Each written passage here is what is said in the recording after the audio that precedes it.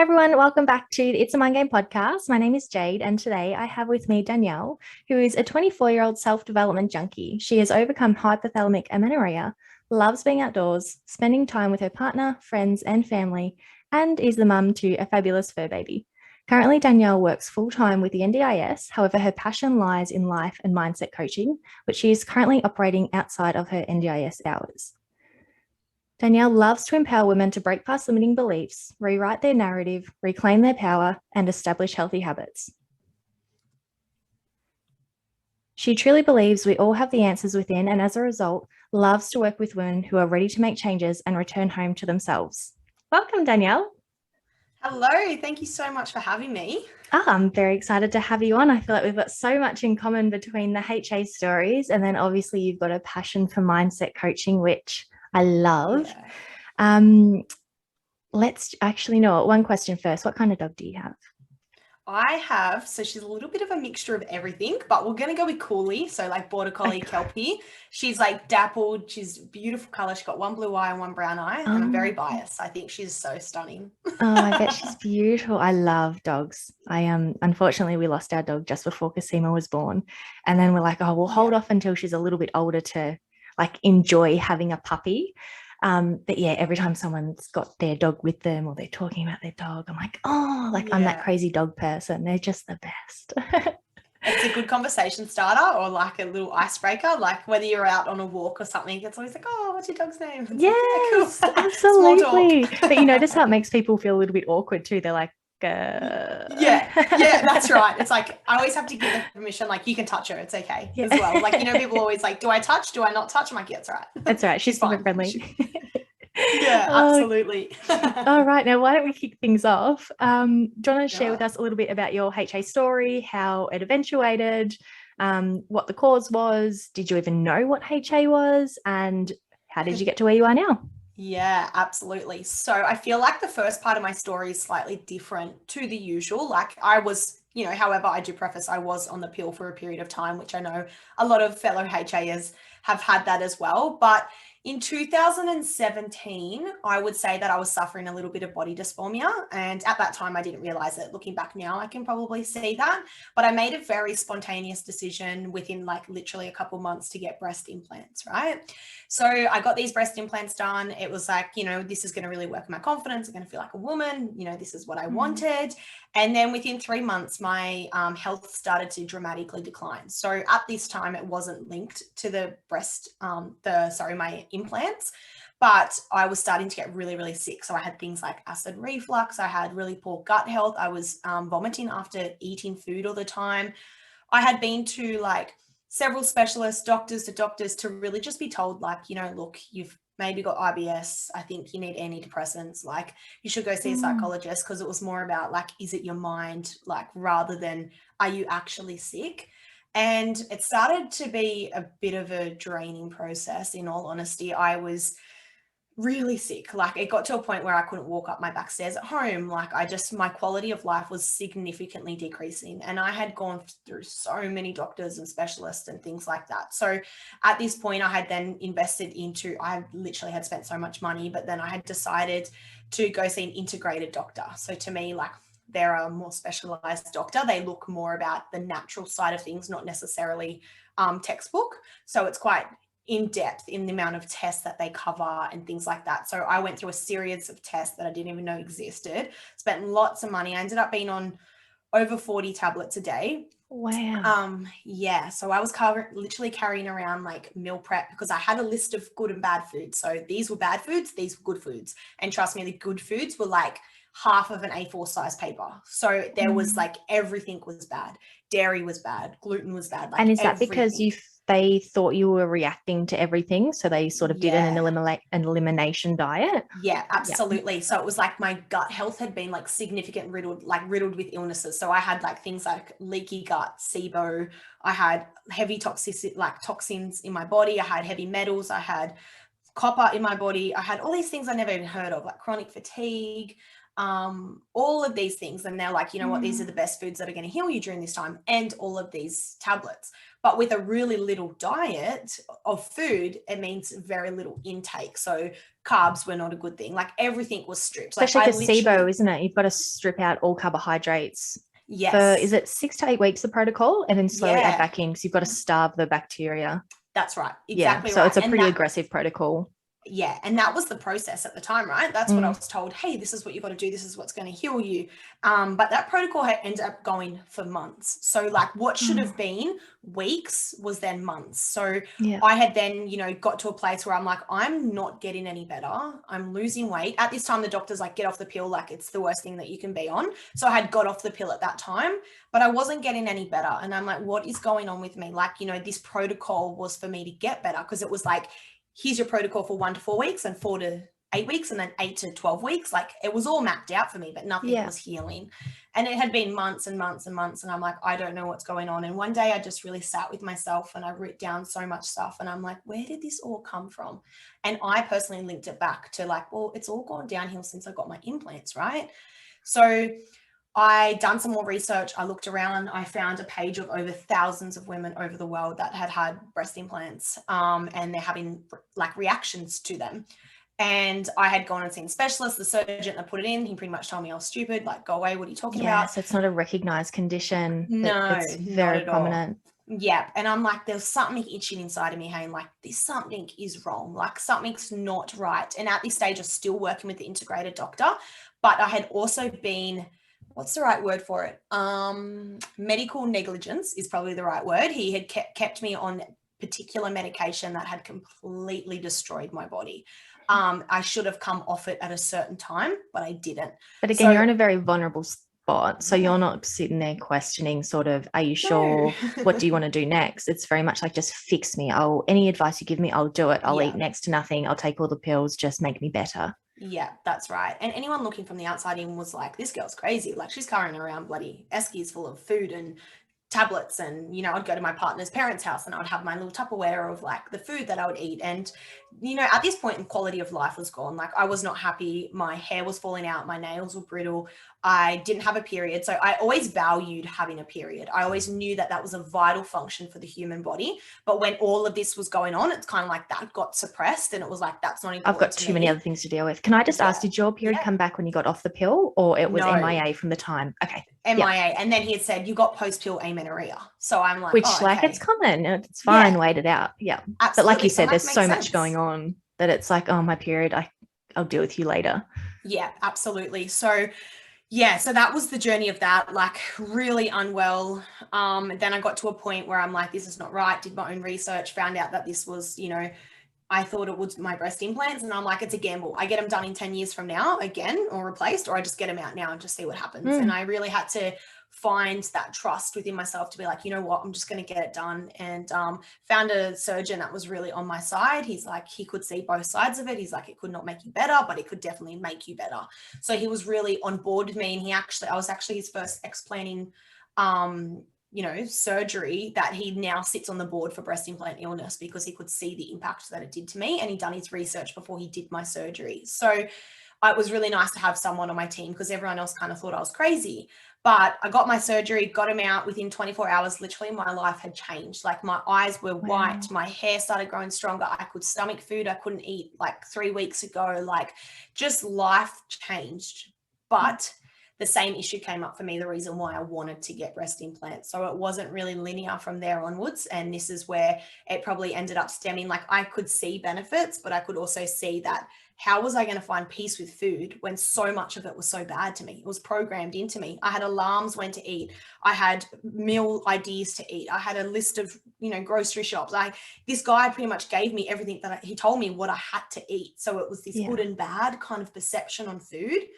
And so then I fell into a really bad eating disorder from then onwards. And it was an eating disorder where it was very silent. Like I was so adamant about going to work. I knew that I was thin, and I used to just wear big jackets, and, you know, people used to make comments like, oh, you like, you know, you lost a lot of weight and things like that. But to me, it was just, it wasn't about. You're in survival. Yeah, that's exactly right. Mm. There's a part of me that wasn't like, it wasn't just about the over exercising and under eating.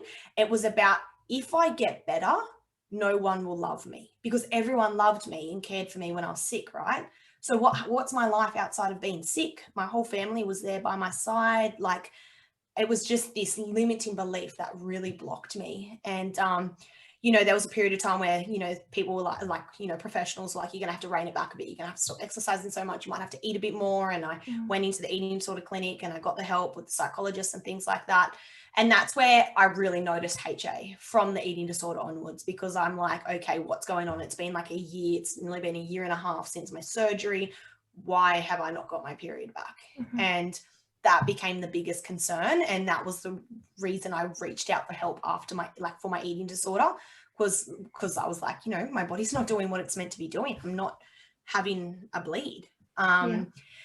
So yeah, that's really, so it ended up being in like my eating disorder that really brought out HA, because, I was underweight, and like I was under eating massively. Like, I was fearful of carbs. I was fearful of everything. I literally ate turkey mince and broccoli every meal for 9 months. Like, that was my diet. And you had the compounding effect, because obviously you were going through all these traumatic experiences with your health, and you were trying all these protocols to, I guess, be safe, really. Yeah. And then all of a sudden you've linked it to the breast implants. You've started to feel better, but you've got the triggering effects of, but what happens if I eat this and I feel sick? Let alone if I start getting better, who's going to be there to love and care for me? So you're right. It is a unique umbrella, that, like, in the way that it's not something that's often come up, especially on this podcast, which, thank you so much for sharing all of this. Well, I'm sure there's someone listening who's like, oh, that's me. Like, I get it. So thank you so much. That's right.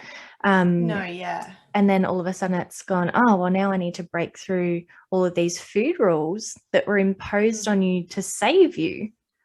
Yes, because for the most part, the motivation is bringing food rules, yes, to be healthy, but it tends to be more of a fitness focus, where yours is like, I can't walk up the stairs. Like, I'm not surviving. And even to have someone say my quality of life was diminishing, like, that's not something you're taking lightly. No. So did you recognize, because I'm just so fascinated about the breast implant illness, mainly because so I had mine done quite a few years ago, and luckily enough, I didn't have any kind of side effects, and I was in the same position as you. They'll make me feel better, look better, all these sorts of things. And it was a positive experience for me. However, I have met other women that have gone through the same thing as you, and they're kind of shushed on.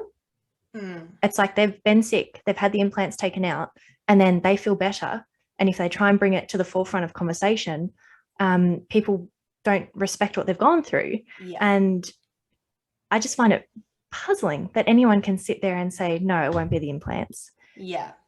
Because it's not in a textbook, it's not documented, it's not proven yet. And it's like, well, firsthand, I'm telling you, I got really sick as soon as this happened, and I got them taken out. And I'm, especially like you said, within 24 hours, I feel better. Not 100%, but better. So again, thank you for sharing that part too, because there's so many women that are going through that, and they're just being told like, no, it's something else. It's something else. When 100%. Trust your gut. If you think it's the implants, like, check it out. And trust me, like, I felt like, my family's always been supportive. My partner's always been supportive, like, amazing. But there was a part of them that was like, like, they know how much I worry, because stress was the main contributor, right? Stress through whole of HA, my eating disorder, like, stress has been very high. But I mean, they were like, Danielle, like, you can get the help. Like, my partner was very much like, oh, it's in your head, when you think of something and then you make it bigger in your mind. And I'm like, yeah, like, I get that, but something's telling me, like, I'm just really trusting myself. I'm going to do it. I don't need you guys on my team. You can be there, but I need to do this for myself. And I remember the day my partner came to hospital when I got them out, and he was just like, whoa. And what a massive step you took by honoring that, because it is quite common to fall in the eating disorder world, or over exercising, regardless of HA, where we're people pleasers, and we do want to do the right thing by everybody and make everyone else happy. And even though you knew in your heart, like, there's something to these implants, this isn't right, the fact that everyone else is saying, no, it's probably not, like, that would have taken so much courage and trust in yourself to go, you know what, I know they have an opposing opinion, and that's okay, because I just feel that I'm right, and I'm going to honor that. So claps to you for doing that, because my Yeah, goodness, thank that's you. tough. Yeah, it was challenging at the time, but I'm like, I look back and I'm like, thank God.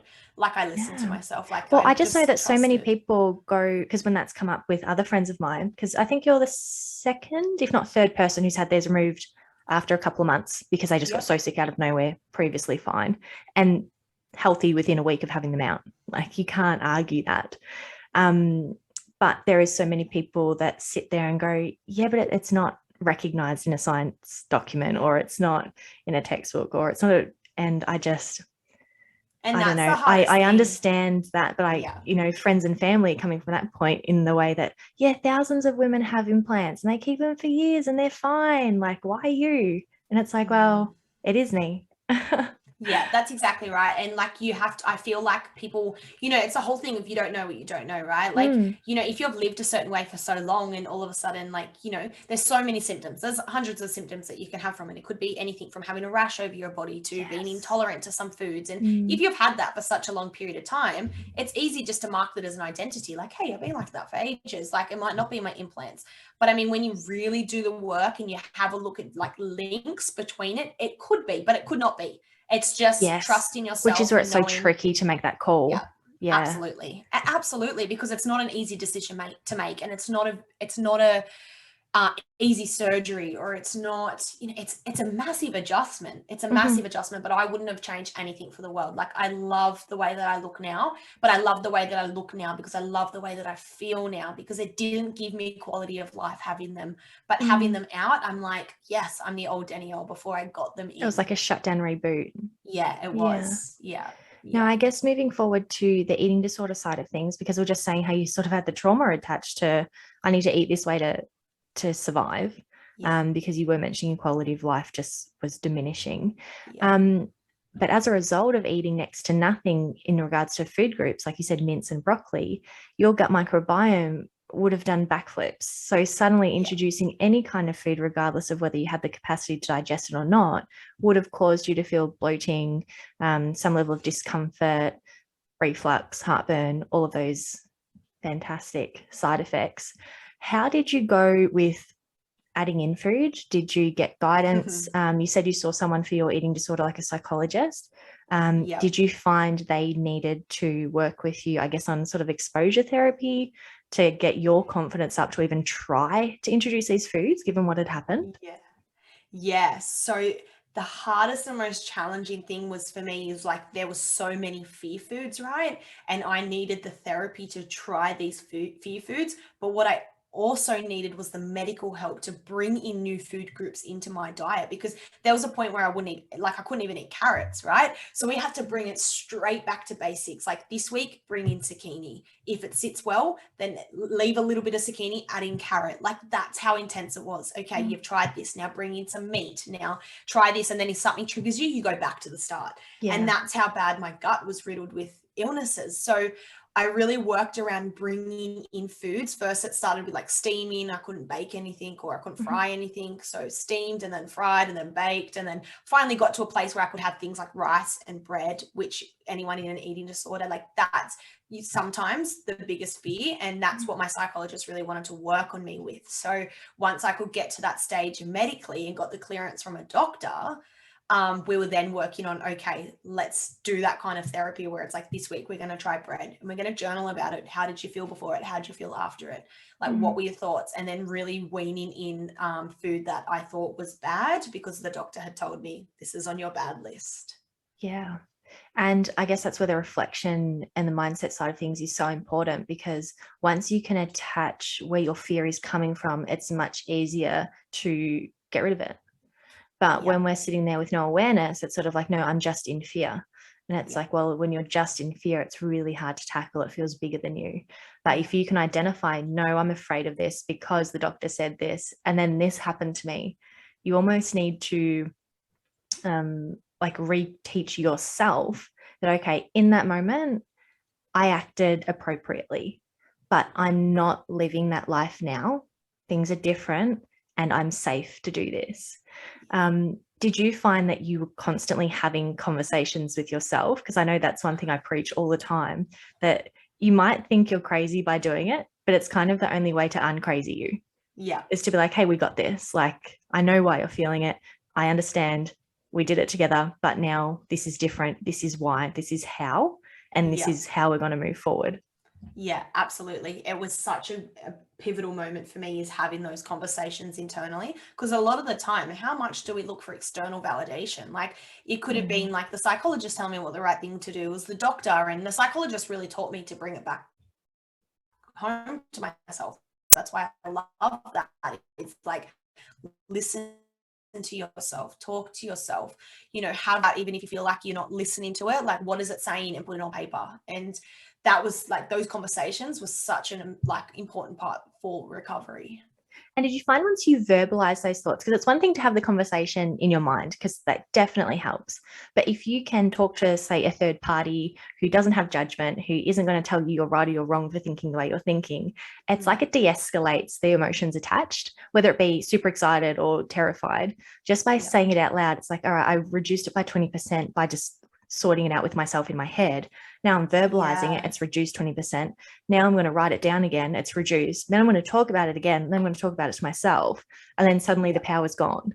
But you need those rinse and repeat conversations with different methods in order to actually get back to base. I love that you say that. Absolutely. And I remember my psychologist saying, like, when you have those conversations out loud, it's kind of like, now, would you say that to your best friend? Would you say it to your mom? Would you say it to your sister? Would you say it to your daughter? And I'm like, no. She's just like, why is it okay to say it to yourself? And like, that was changed for me, because I always picture my best friend was my rock through my whole journey. And I just think I would never in a million years ever say anything to her what I've just said to myself. And I was just like, that's where the self-talk needs to change. And sometimes it's just those little epiphanies that make the biggest changes. It's, you don't recognize that you would never do that to anybody else. And I love one of the quotes that's, I think it's something along the lines of, you should care for yourself as you would someone you're responsible for caring for. And, if you think about whether it be a child, your favorite pet, your best friend, if something was wrong, you'd be like, to the doctor, to the vet, to the whoever's going to help us the most. And when it comes to language, it's like, all right, it's okay to be critical sometimes because we need to, but for the most part, we show people and our animals love, like unconditional love and acceptance. And then when it comes to us, it's like, oh my gosh, I'm such a bully. Like, I'm a horrible person. If I was to act that way to anybody else, I would have no friends, and I would know exactly why. But 100%. Just to have that shift of perspective and go, oh, hold on, all right, I'm going to start talking to myself like I would my best friend, my significant other, my pet. And absolutely, just recognizing that, because you can say something, put the brakes on and go, oh, there she is, that's that nasty woman, let's shush her up and try something new. No, absolutely, I couldn't agree anymore with that. So what happened? So you're seeing a psychologist, you're having guidance to reintroduce foods. You said you're on the mince and broccoli for pretty much 9 months. How long, like roughly, did it take you to go from being there to being a position where you could go out for lunch and order something on the menu?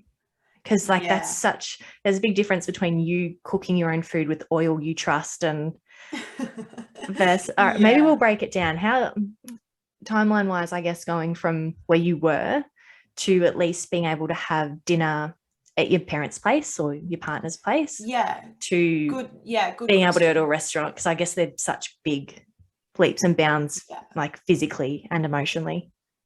Absolutely. Well, I guess it was pretty quick when I could get to my parents' house or my partner's place.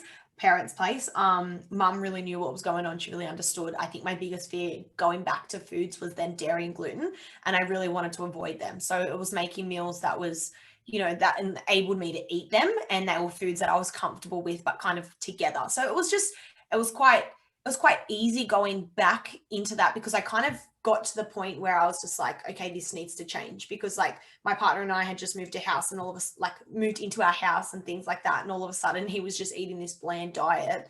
And so I really started expanding a lot more at home. And then that went a lot more with our parents' place. So that was pretty cruisy. Like I would say like a couple months, like I was like, yeah, okay, I'm ready to ditch my meals and to go over and have a dinner. Not to say there wasn't anxiety, because there definitely was. And the biggest challenge for me as well is because the vomiting, when it first started, just post implants, that became a behavior and that became a habit. So whether I needed to be sick or I didn't need to be sick, if there was You an felt inch the of urge. discomfort, it needed to come up. So whether it was bloating or whether it was like, you know, it was anxiety or it was fear or it was this inner dialogue, stuff came up. So there was a period of time where I was still vomiting for a very, very long time, even if I went out to And isn't that where restaurants eating disorders are so complex? So I was bulimic for a little while, and it just made me remember something that after you shared that, and I got over that for a little while, and then something happened. I don't know what, but I started getting reflux, and then before I knew it, I'd be running to the bathroom, throwing up, coming back, and it might have happened for a week or two, and then suddenly my husband sort of said, "What are you doing? Like, why are we doing this again?" I'm like, "What do you mean?" He goes, "You've been chucking up, you know, your dinner and whatever for the last 2 weeks now. Like, what are you doing?" And I'm like, "Oh, no, I haven't. It's only been last night or the night before. And I've got really bad reflux." He goes, It's not reflux. Like, you're going to the toilet and vomiting. And also, when I was bulimic, I would never vomit if he was home or anything. It was super secretive. Yeah. But somehow, whatever happened emotionally, I truly believed that the reflux was like, it wasn't me at all. It was purely reflux. And I didn't even have guilt or the feeling to hide it. Like when he identified I'd just thrown up, I was like, yeah, but I had reflux. Like, oh gosh, I feel so much better now. Yeah. And all of a sudden, when he pointed it out, I just burst into tears and just started tremoring and had a panic attack. Because once he pointed it out, I recognized like somehow this eating disorder just swept in, and I didn't even know. Yeah. Like, I created this reality of I just had reflux. And I'm not even sure, like, stress-wise, what set me off, but I know after he said it, it pretty much stopped by the next day. I still had heartburn and reflux, but I felt it. And then I was like, no, you're just going to sit through this, or you're not going to eat whatever you just ate, or you're going to wait a little bit longer before going to bed. But in that moment, and again, I'm so glad you brought this sort of situation up. It's like, that's where eating disorders can be so sneaky, because they can just maneuver themselves, and suddenly you create a reason or a behavior pattern that you don't recognize until someone else points it out and goes, That's right. Hold on, is this actually, like, you know, in your situation, you were vomiting because your body was having such incredible responses. But suddenly it's like, well, those responses aren't happening and you're still vomiting. What's this? Like, what is actually on the table here? Yeah, 100%. And it's funny how our mind, like our eating disorders, right? When they're there, it's like we can be so sneaky and we can have any reason for it to be there, right? So it can be just a behavior or a habit. Something could trigger us and we not even realize that we're creating something out of it, like your partner pulling you up on that. Like, you're not even aware you're doing it because you think that, like, we convince ourselves, we're like convincers in that moment that, like, hey, like, we're cool, like, you know, everything's fine. But it is until someone knows your habits and your behaviors where they point out, they're like, hey, that's out of character. What's actually happening for you at the moment? Like, it's just funny how we convince ourselves that, talk ourselves out of it. We're fine. I just had reflux. Oh, I was just bloated. It just needed to come up. Oh, I ate something funny. Like, I ate too much. Like, and it started to become a story that I would use. And I'm like, that's not it. There's something deeper. It's like this fear, this thing needs to come up, whether it's fear, whether it's a belief, whether it's, you know, this block. It's like it's coming up because it needs its attention. It's not coming up because it doesn't want to be there. Yeah, I love that you said that, because I think that's where our passion for mindset coaching comes in. And I feel like our journeys are quite similar in the way that it's like eating disorders are serious and they need to be dealt with, but there is such an emotional connection to it. Massive. It's like, especially if you've got the binging side of things too, or even if you're starving yourself, it's like, what are you suppressing emotionally? Because you're either trying to stuff it down with food or you're trying to starve it by not eating.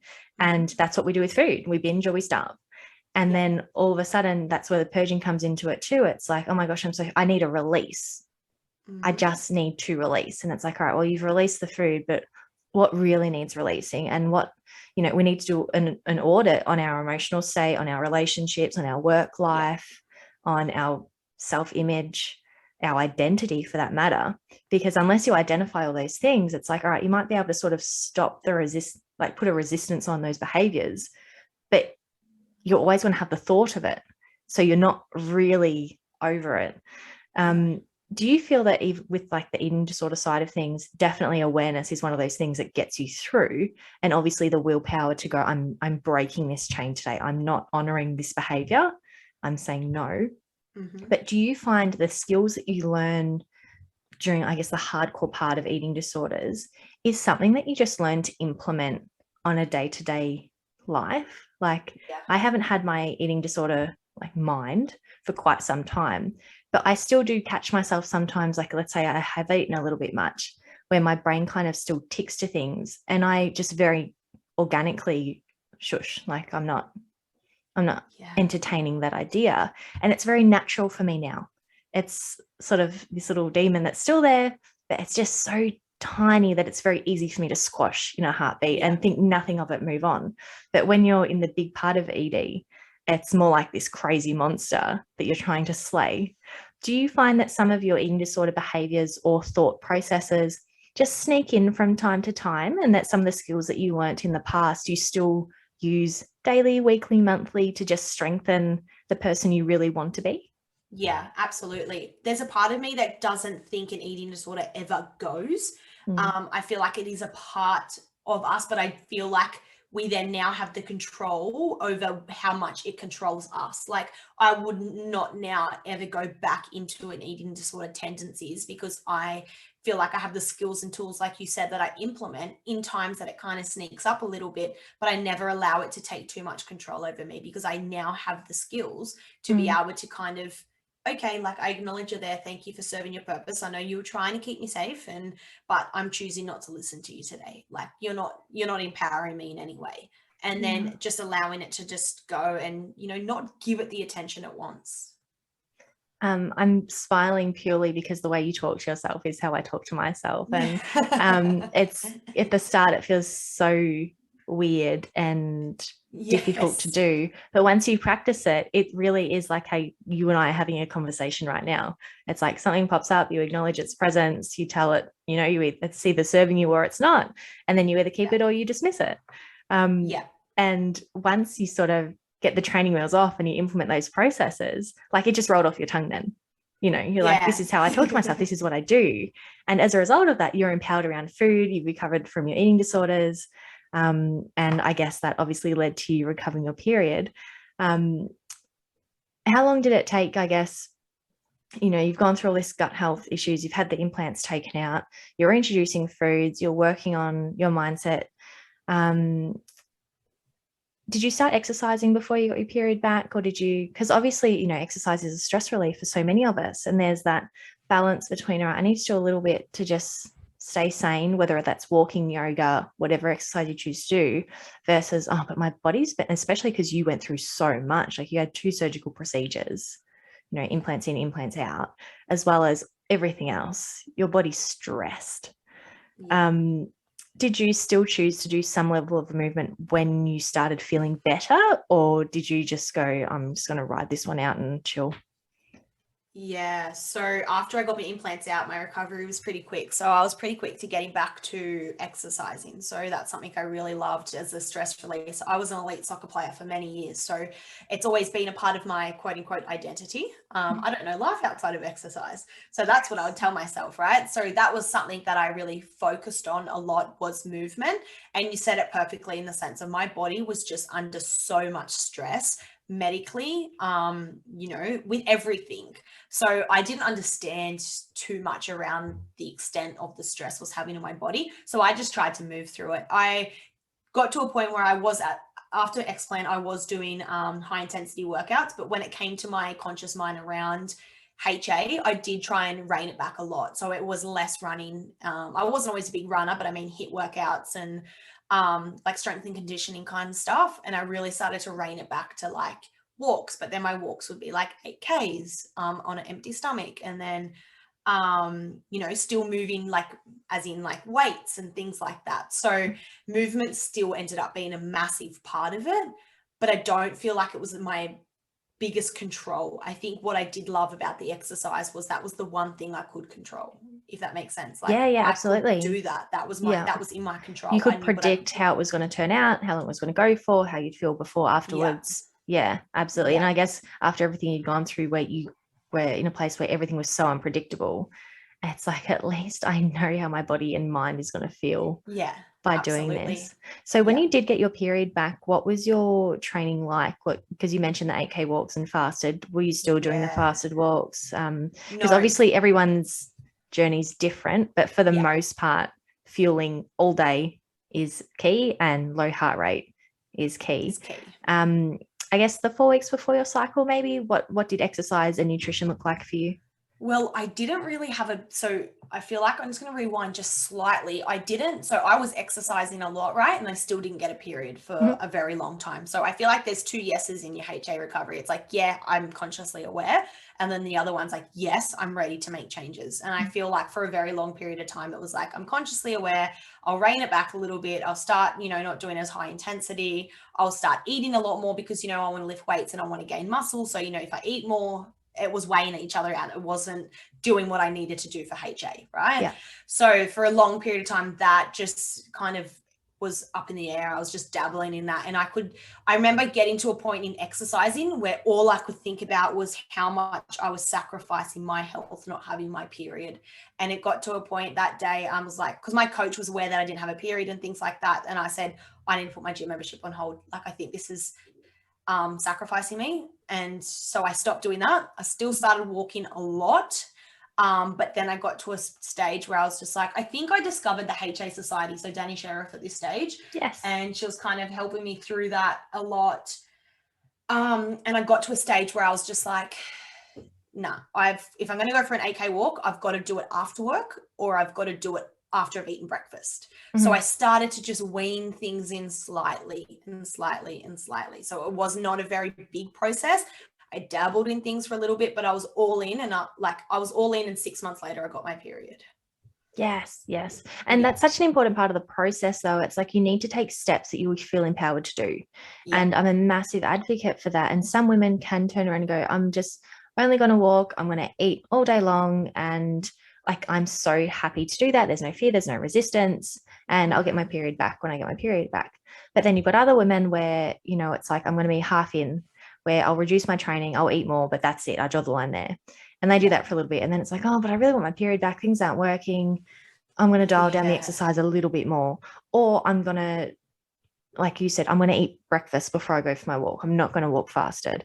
And, I'm going to make sure I've had at least 2 meals before I train, or, just duration. I'm going to go from 60 minutes to 30 minutes, from high intensity to low intensity. And every step is a positive step. And just because you can't jump into the deep end like some women can, it's still okay, because that step is just as worthy as a massive one. Because without that step, you're still not really working to your cycle back. You're sort of working in the world of disordered eating. And, as much as we feel like we're in control, it's actually a lack of control, because we don't know how to live outside of those rules. And you're shackled down. But did you notice that sort of awareness as you started to shift your eating behaviors and also your training, that suddenly like the old you sort of resurfaced, where it's like, oh, I feel like I can laugh more. I feel like I can enjoy going out for lunch, or I'm actually enjoying not sort of sitting here in the morning being like, oh my gosh, I got to get to the gym in an hour. I've got to do this. I've got to do this. You can go, oh, if I make it to the gym, I do. If I don't, I don't. It's cool. That was the biggest and most profound thing for me, was noticing how much my lifestyle was changing as I was changing my habits and my behaviors. Because I remember just getting to a point where I was just like, what am I doing? Like, why have I not got my period yet? Why is this not happening? And, I feel like, to me, recovery is like 80% mindset. You can recover working out if you have a really excellent mindset around why you're working out, why things are changing. Like, to me, it was just like, it was never about what I looked like. It was never about what I put in my mouth, and it was never about how much I changed. It was the lack of mindset I had, the lack of faith, the lack of self-belief, this limiting belief that I wouldn't be loved if I recovered, like all these mental blocks that just held me back from recovering. And just, if it wasn't working out, I replaced it with starting my business, going full throttle, not weaning into it, doing it, working full-time in my full-time work, and then working full-time in my business. So I replaced one stress with another stress. Yeah. And I'm like, what am I distracting myself from? Why do I have to be busy all the time? And why do I have to distract myself? Like, what's the core of that? And that's when I really was like, my mindset is like at the forefront of this. Like, I need to work on my mindset, because that's what started to change my lifestyle factors as well. Yeah. Did you ever make a connection to, so I guess in context, I was a gymnast, trained 24 hours a week, loved it, my life, my identity. This is who I am. This is what I do. Yep. Fractures in my back, had to stop, very dramatic, not by choice, identity lost in a heartbeat as a 16-year-old. Did you ever link some connection to, I guess, finding yourself with your soccer career ending, or the elite side of things? Because even it's just that, it's like you're not elite anymore. So suddenly the attention you get, the love you get, whenever someone talks to you, they want to talk to you about soccer, like how's your soccer training, and what games are coming up, and do you like your coach, and then all of a sudden you're not doing soccer, and it's like no one's asking me stuff like they used to, and it's boring and it's dull, and I'm not excited and they're not excited, and let's just jump into study, or into the business venture, into my health and fitness goals, or into nutrition, and it's that, I guess, anyone who's sort of done an elite sport, or even if it's music or whatever it might be, and then it just gets ripped out, even if it is by choice. I guess upon reflection, I sometimes think that teenagers need more guidance when they stop doing an elite sport, because 100%. whether they choose to, or an injury or whatever causes that stop, we're not backed with coping strategies of what's next, who am I next. And because I guess we're kids, it's like, oh, they'll be right, they'll just find a new hobby, or they'll just find a new group of friends, or they'll just find, and the more stories I hear of women that have done elite sports, or have been elite in some sort of field, it tends to go hand in hand, the whole training, HA. And I'm not saying one causes the other, but it just, for context, that there is some strong links between you grow up believing I'm this sports person, and then suddenly I'm not. Who am I? Who am I? And it's so hard to process as an adult, let alone a teenager. Like, how the heck is a teenager meant to do mindset work?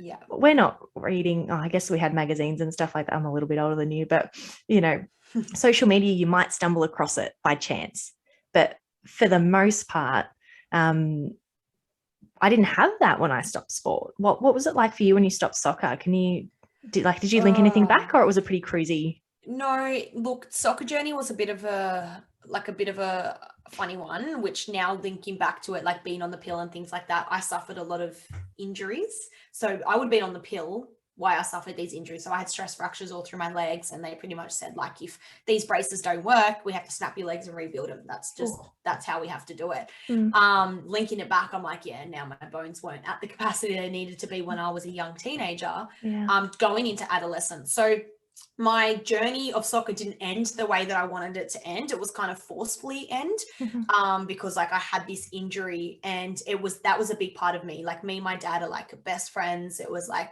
our thing together. We did this, we did that. Like, and then it's like I became like this adult, and it's like that separated. So I lost this relationship I didn't, but that's what it felt like. I'm not doing this with dad all the time. Like, I've got a partner, but I'm used to being with dad. Like, what am I meant to do? And it was like this whole change of identity on why, I'm going to get implants. Like, I'm going to be a new woman. This is who I'm going to be. And then after that replaced with being, I'm the sick friend. Everyone used to ask me about soccer. Everyone then used to ask me about how am I going with my illness? Like, that's my identity now. Like, so that was the hardest thing to break past, because I went from one thing to another, which was not empowering at all, to then, being like, who am I outside of being the sick friend? Because everyone used to ask me how I was, my family, my partner, like, it was, how's Danielle? It was never about anyone else. And that sounds really bad and selfish, but at the time that was what helped me survive, was just having this attention. But people care. You needed the care. Yeah, absolutely. And I guess I've had a few women turn around and say, eating disorders are such a selfish thing. And some of that comes from, it's the tendencies are purely based on body image. And just how you sort of said, the attention from friends and family sort of facilitated that identity. Mhm. And it's not a selfish thing when you're basing it on survival, because that's what's happening at the end of the day. It's either you're doing it to be loved, or you're doing it to be like to literally fit in, or to feel like you've got somewhere to belong, or people are going to want to be your tribe. That takes the selfishness away, because you're not doing it purely for your benefit. You're doing it for what you think is going to keep you safe. Yes. And there's such a big difference. And so many women won't acknowledge multiple health conditions, whether it be physical or mental, because they feel like it's selfish, or I shouldn't have this problem to begin with. And it's like, yeah, but if we break it down, is the problem derived by its symptoms, or at its core this is what makes people gravitate towards me, and I'm scared they're going to leave? Yeah, that's exactly right. And I love that you say that, because like selfish isn't like, when people say that, it's like, well, you don't really understand the eating disorder, like, or because the eating disorder is never about the food or the way that you look. It's about having a sense of control where you lack control elsewhere. That's how I truly perceive it. If you feel like you're not in control of whether your emotions or whatever situation is playing out for you, you can control your food, and you can control how much exercise you do, whether it's bad for you, but you can control it. And that's where I feel like it's all about a control. It's all about, or a lack of control, sorry. So it's like, that's where the core of an eating disorder really stems from, is that control and being able to give back to yourself, or to try and get what you want, but in a very indirect way. Is there a more resourceful way? Absolutely. But when you're in the midst of it, do you know it? No, not at all. Yeah. And especially when, with the eating disorder and your weight's attached to it too, and then you've got compliments of, obviously you went to the other side where you didn't look well, but there is that middle spot where it's like you're getting compliments. Hey, you look great. Everything's going well for you. And it's like, oh no, everything's really crap, but I'm glad you think I'm fabulous. Yes. And then again, the people pleasing kicks in, because it's like, well, everyone's happy with me. Like they think it's really great that I can make these decisions, and I can be this strict, and I can have such good motivation. What I'm really feeling doesn't matter, but I'm so glad everyone's proud of me. Yeah, absolutely. Absolutely. And that's the biggest thing. That's the hardest thing. And I wish I could change one thing in the world. It would be the way that we comment on the way people look. Like, and you got to really pick your situations, right? If someone's really worked hard because they're trying to lose weight based on health concerns, and that you've had those depth conversations with them, and they've had to lose weight, or it's what's going to benefit them, their health, then you can be like, oh wow, like you look healthy, how are you feeling? But those that are just flying those comments around everywhere, like you look so good, like you're concreting that into someone, that I look better when I feel like this. It's like an anchor. It's like you could feel like crap and you have a low quality of life, but someone says, hey, you feel good, touches you on the shoulder, or you look good and touches you on the shoulder, or gives you a hug, they're anchoring that feeling into you, because when you feel like shit, you look good. And it's kind of like this, and this is where my mindset to be good. Yes. And this is where mindset coaching really comes into it, because I feel like some of those comments can actually be so much worse for someone's recovery. People don't know what they don't know, but it's like having that awareness, or seeing what's going on for people, or actually having conversations. And I love that you brought that to the surface, because there's a few lines of thought, which is you just shouldn't comment on someone's body, full stop. And I understand where that comment comes from, because it's coming from a place of, are you giving positive reinforcement to a negative situation? And absolutely, you don't want to do that to somebody. However, if they are actually taking healthy steps to achieve a healthy goal, we have every right to compliment and give them a pat on the back for saying good job. But absolutely, like, know the situation, suss the situation first. If you've seen weight gains, weight losses happen really, really fast, or someone's emotional, maybe just bite your tongue for a little bit and just suss it out. But if you know that really safe, productive steps are being taken, and that person mentally and physically is in a good place, yes, positive reinforcement. And the same for weight gain. It's like, let's say someone is going through HA and they are gaining heaps of weight, and it's for a very positive reason, like you need to heal, and someone goes, oh, bit chubby today. It's like, oh, Yeah. like they're healing. That is not what they need to hear. But if you've got someone who you know is nonstop living off fast food and, you know, actually is what is classed as obese, not because, you know, we feel obese going through it, but we're not, we just feel it. You know, it's coming from a loving place to go, like, is everything okay? Like, are you feeling okay? But it's a tricky spot to navigate, because you can definitely understand why people go, just don't comment at all, because it's safer than to go read the room in case you read the room wrong. Yeah, absolutely. Yeah, but I like how you mentioned the anchoring and things like that, though, because it's such a powerful part of all of it, whether it be eating disorders, eating disorder recovery, or even just, you know, in general, you don't know what people's health conditions are.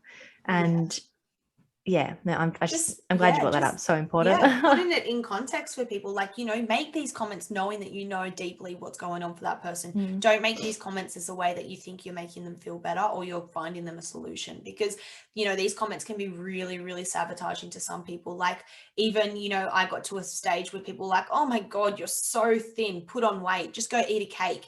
And you're just like, is that okay to say to people? Like, I remember it happening at work, and I worked in a very cultural adverse kind of team, and I remember someone saying like, well, you're so lucky that you're so skinny. And I was in the midst of recovery, like, of my eating disorder, and I just got up and I'm just like, have you ever said to anyone, oh my God, you're so fat, go lose weight? Why is it okay to say you're so thin, go eat a cake? Like, it's just having that understanding around different sides. Like, you can be any weight, any size, anything, and there is so much more to it than just someone's weight or size. I guess that's where the compassion comes into, though. Like, even just that comment's a great example of go eat a cake. It's like that person probably has never experienced an eating disorder, or they're quite unhappy with their own body image. So they feel vulnerable seeing you thin because it makes them feel differently about themselves. But like, let's explore that comment, like, go eat a cake. So in your circumstance, 1, I'm battling an eating disorder. 2, I physically can't eat a cake because I'll be violently ill. 3, who are you to even say that? Like, that one comment has 3 different levels at least. And she's probably just said it, walked out the room and thought nothing of it. And you're left with that baggage of, gosh, like, everyone's noticing I'm thin. Yeah, I actually would like to eat cake if I could, but like, I'm going to get so sick if I do. And, you know, can anyone actually predict what they're saying if they've never been exposed to it? And that's just what makes it so tricky. And I had someone say to me, who's always been on the larger side, she's, so, you know, eating disorders on different levels. I was not eating, she ate more. And I remember her saying to me, yeah, well, at least you're thin. And like, it's a privilege. Yeah. And you know what? In that moment, I actually could understand why she said it, because it's like, well, we're both talking from different sides of the fence, but at the core, we're both out of control and we feel like we're not enough. So we're actually the same, but my coping strategy is eat less, train more. Her coping strategy is soothing with food. So I really could understand the comment, but it still really hurt, because it's like, I still have emotions just as strong as what you're having. And it's like, yeah, but you're thin, so they're not as valid. And yeah, you know, it just gets so confusing, because again, I remember her saying it, and I remember not like understanding where it's coming from, but still in that moment, I'm like, oh, you know, I can understand what you're saying, because socially being thin is more accepted than being bigger. So you got the lucky stick, but emotionally, we're both not healthy. That's right. Yeah. And you're so right in saying it could go so many ways. There's so much to it, that it's not actually just a one size fits all. It's not just, you know, you have to, you know, tick off this criteria to be in an eating disorder. You have to like tick off this criteria to have HA. Like, every individual is so different. And if someone is, you know, having something like behaviors or habits that they're using as a result of suppressing their emotions, everyone is valid. Everyone's emotions and feelings are valid, and we're all on an equal playing field. And I'd like to see now from an outside perspective, and watching, you know, how things played out during my recovery, and, you know, listening or replaying those comments in my mind that people said to me, I can now sit here with peace and inner peace and know, like, yeah, perception is projection. Like, I'm so sorry that you feel that about yourself and you had to say it to me to make yourself feel better. And that's okay. I'll nurture my little inner child that needed that. But I'm sorry that you feel like that too. And it's understanding that a lot of the time comments come from a place of Vulnerability. like, vulnerability. You want to say care, you want to say love, but just sometimes people just don't choose their words wisely. Yeah, well, there's some common phrase, I can't think of it now, but essentially what people say is a reflection of themselves rather than the person that they're saying it to. And I guess that's where on the personal development front, there's so many stories where you can reflect on something that really hurt you emotionally. And then once you've gone through the self-healing yourself, you can go back to those moments that are still a pain point, relive them and go, oh, you know what? When I'm not stuck in my emotional state, I can actually witness that they said this from an emotional state of their own that wasn't pleasant. And then you can let it go, because at the time you took it as an attack on you, when really they were just trying to cope just as much as you're trying to cope in your everyday life. But they said it in a, hurtful or vicious way. And I guess that's another big part of the healing process in every way, shape, or form, is that you can go back to moments that previously you were stuck on and that hurt or made you upset or that you just didn't understand. And once you've done the self-work, you can recognize, you know what, that was never at me. Like, they were struggling or they were trying to heal and I was just in the grunt of it. But I forgive me for thinking it was an attack on me. And I also forgive them for saying it when they weren't doing well themselves. Yeah, absolutely. I love that. You pre-frame that so amazing, because it really is just about that, right? It really is about it coming from a place of, inner reflection. So whether it's someone's comments or your own, it's like understanding that, you don't have to forgive everyone else, but you can forgive yourself for how you felt in that moment. And I guess that's where some of your power starts to come back, is because suddenly your perception of reality totally shifts, and things that were once bagging you down, you're suddenly free from. And it's work that no one else can do for you. And I think that's one thing that just talking to you that really resonates, and I can feel the energy between us in the way that the freedom that comes from working through current blocks, but also past ones. Because so much of it just doesn't need to be carried through for the rest of your life. So much of it can just be shed and you can move forward and live well and prosperous. And I guess that's where our passion comes from mindset, because just hearing about your journey, even though you've taken so many leaps, like physically and emotionally, at the core of it, the mindset is what set you free from both. I guess that's a good place for you to maybe talk about some of the ways that you help women through mindset coaching and also life coaching. Yeah, absolutely. So my biggest mission is about women just to, come back home to themselves and empower themselves. So I really work one-to-one, like individually with clients, around rewiring their narrative that they say to themselves and to break past limiting beliefs. So is there a block that's holding them back? Is there an influence that's holding them back? Or, because we are who we are today because of everything we've experienced in our life. So it could be with the people like influencers, it could be parents, it could be kids at school, it could be teachers, it could have been coaches, it could be whoever. And then it could be things that you've read or heard or believed to be true about yourself that may not be true, because our subconscious mind holds all of this inside of us, and sometimes we've believed it to be true about ourselves, but it's not necessarily true. So I really love breaking it back down and getting to the core of that and understanding, getting women to understand around, reclaiming their power again. How do you how can we rewrite the narrative that you've been saying to yourself? Or how do you rewire these limiting beliefs that are holding you back? And that's my biggest mission with women, to help them and then to establish healthy habits that work for them and actually stick. Yeah, because if you've detached the emotional baggage, it's much easier to create those healthier habits because they're fueled from a place of love rather than a place of deprivation. I love how you said just they're reflecting back on things too, because something I address with clients, and I wonder if you do the same, is that all these things over a whole period of our life, like it can stem from as young as, 3, like your earliest memory. What did you see? Because whatever you saw it as a 3-year-old and you're witnessing it as an adult. But the thing is, if you go back to that memory as an adult, it's a different story because you've got a different cognition. But just with those limiting beliefs, I often sort of point out to clients, right, is it a fact or is it a belief? because we treat it as though it's a fact. Like, let's say the sports side of things, like I'm not a soccer player anymore, I'm not a gymnast anymore. Like I've lost my identity. Like that's what it feels like. And it's like, is that a fact though? Have you actually lost you? Yeah. Oh no, I guess I'm still here. But all right, so who are you? Because you've got like identity hats. There's heaps of them. One hat's been put on the ledge, but you've still got however many hats to choose from. But just that sort of the simplistic question of, is it a fact or is it a belief? And just that like epiphany of, I like a story or an event charged it, but I'm amplifying it because I believe it. Absolutely. That it's not true. And mindset coaches, that's where I guess we work wonders, because it's like we can talk about all of it and go, all right, is it fact? Is it belief? Is it serving us? Like, do we need it? Is it trying to keep us safe?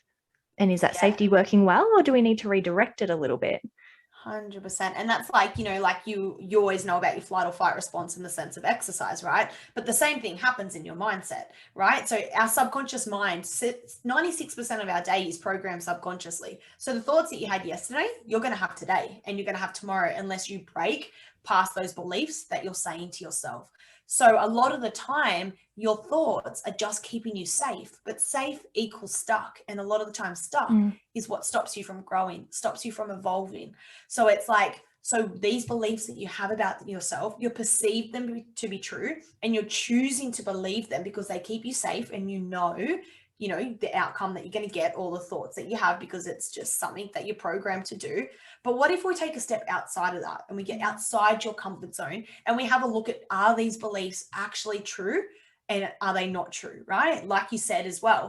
And it's then going back to the time where it happened. And I use NLP and matrix therapy to go back to the time. And as your adult self, you can go back and heal your inner child, because you now have the resources that that little girl or that little boy needed in that time, right? So it's like healing and having those, being able to identify these blocks or these beliefs, and then going back and then breaking past those limiting beliefs, because they're not going to serve you. They haven't served you so far, and you simply cannot heal in the environment that's destroying you. It's the same with your mind.